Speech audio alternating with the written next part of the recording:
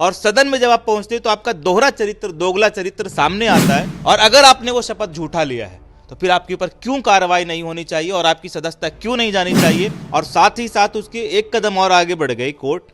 Court ने ये तय कर लिया कि इनसे वोटिंग राइट भी छीन लिया जाए। तो अगर आजम खान साहब अगर नफरती बयान देने की वजह से उनका सदस्यता जा सकता है, उनसे वोटिंग राइट छीना जा सकता है, तो क्या प्रज्ञा ठाकुर जो मालेगांव बम ब्लास्ट की आरोपी हैं, फिलहाल बेल पर हैं, वो फिर भोपाल से इसी प्रकार का बयान देकर, भड़काऊ बयान देकर आप सदन में पहुंचते हैं। सदन में आप जब शपथ लेते हैं तो आप शपथ लेते हैं संविधान की, आप शपथ लेते हैं ईश्वर की, आप शपथ लेते हैं कि देश की एकता और अखंडता को अक्षुण्ण रखेंगे। आपने कौन सी जो शपथ ली है कि आप देश की एकता और अखंडता को अक्षुण्ण रखने का, क्या वो शपथ संविधान और सदन के अंदर वो शपथ आपने झूठा लिया है?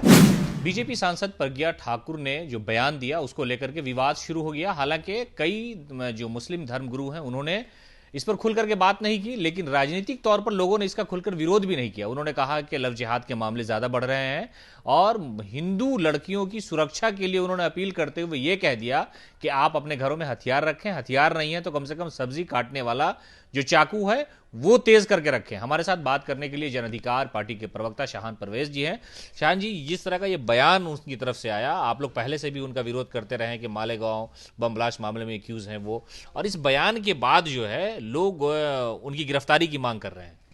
देखिए, मैं सिर्फ गिरफ्तारी की मांग नहीं कर रहा हूं, मैं कह रहा हूं कि अगर ऐसे लोगों पर, जब एक देश में एक पहल हुआ कि कोर्ट ये तय कर रही है कि नफरती बयान वालों का सदस्यता जाना चाहिए। आपने उत्तर प्रदेश में देखा, आजम खान साहब का जो सदस्यता है वो रद्द कर दिया गया, और साथ ही साथ उसके एक कदम और आगे बढ़ गई कोर्ट।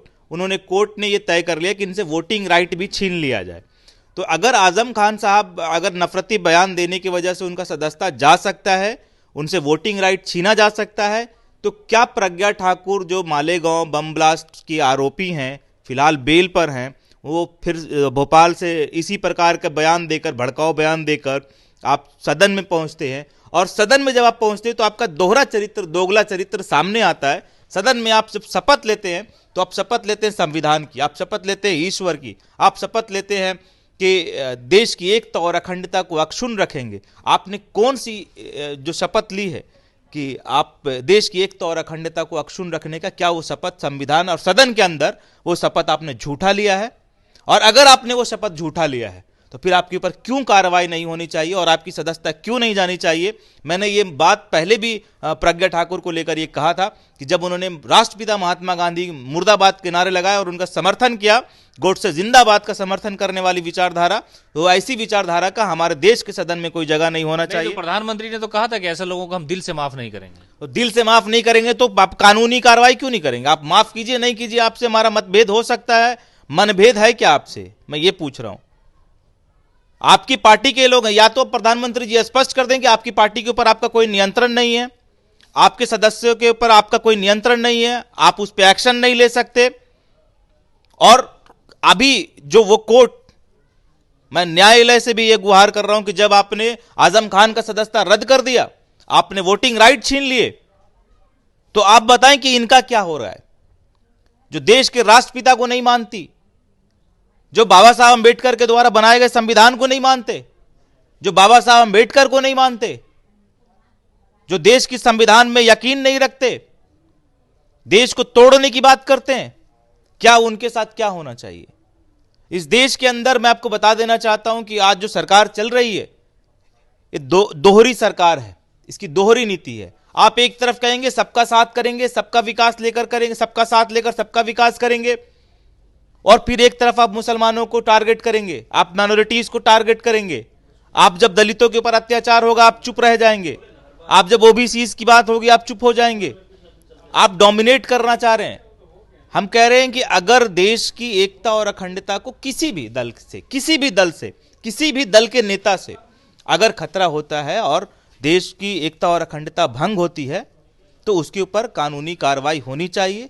उसकी सदस्यता, नवाज हुसैन ने कहा था, कई बार उन्होंने कहा है कि हिंदू जैसा कोई दोस्त नहीं और हिंदुस्तान जैसा कोई देश नहीं। निश्चित रूप से हमारे पूर्वज हजारों सालों से यहाँ रह रहे हैं और हम में कहीं कोई भेदभाव नहीं है।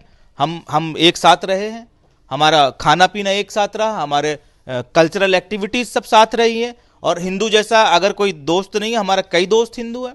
निश्चित रूप से हम हमारे दोस्तों की सूची में अगर आप देखेंगे तो शायद हम में कई मुसलमानों से ज़्यादा हमारा महत्व हमारे हिंदू दोस्त हैं, और उनके लिए भी हम ज़्यादा महत्व रखते हैं कई हिंदू दोस्त होने के बावजूद भी। तो इस देश की एकता और अखंडता में तो ये बहुत है कि यही तो गंगा जमुना तहजीब है। और शहनवाज भाई ने ये बात कही तो अच्छी बात कही, मैं उसकी बात क्या क्या कह रहे हैं? जिस तरह कार्रवाई होनी चाहिए, ऐसे जहरीले बोल चाहे वो किसी भी पार्टी की तरफ से हो, किसी भी धर्म का नेता बोले, तो ऐसे लोगों पर, इसलिए कि आप डिलीवर क्या कर रहे हैं समाज को? मैंने वही बोला ना कि कोई भी दल का नेता हो, चाहे दल कोई भी हो, नेता कोई भी हो, अगर आजम खान के ऊपर अगर कार्रवाई हो सकती है तो प्रज्ञा ठाकुर के ऊपर क्यों नहीं हो सकती है?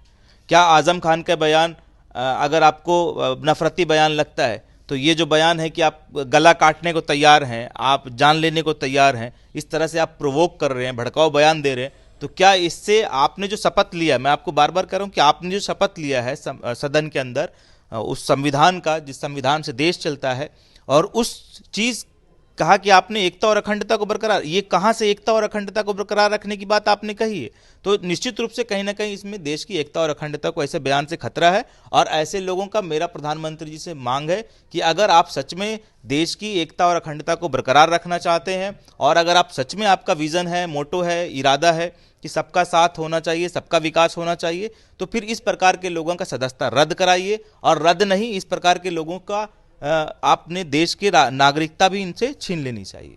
तो ये थे शान परवेज, जिन्होंने साफ तौर पे कहा कि जो लोग इस तरह की जहरीली बातें करते हैं, समाज में नफरत फैलाते हैं, उन लोगों पर प्रधानमंत्री खुद से कार्रवाई करे, और कार्रवाई के साथ साथ सदस्यता भी जाए अगर नेता इस तरह की बात करते हैं, और उसके बाद नागरिकता भी खत्म कर देनी चाहिए। इसलिए कि यहाँ अमन से लोग रहने वाले लोग हैं। इन्होंने कहा कि हमारे बहुत से लोग ऐसे दोस्त हैं जो दूसरे धर्म से आते हैं, लेकिन ऐसे लोग जो मजहब के नाम पर नफरत फैलाते हैं, चाकू तेज करने की बात करते हैं, ऐसे लोगों की जगह इस समाज में नहीं है। और समाज तो समाज, देश में भी ऐसे लोगों को जगह नहीं मिलनी चाहिए।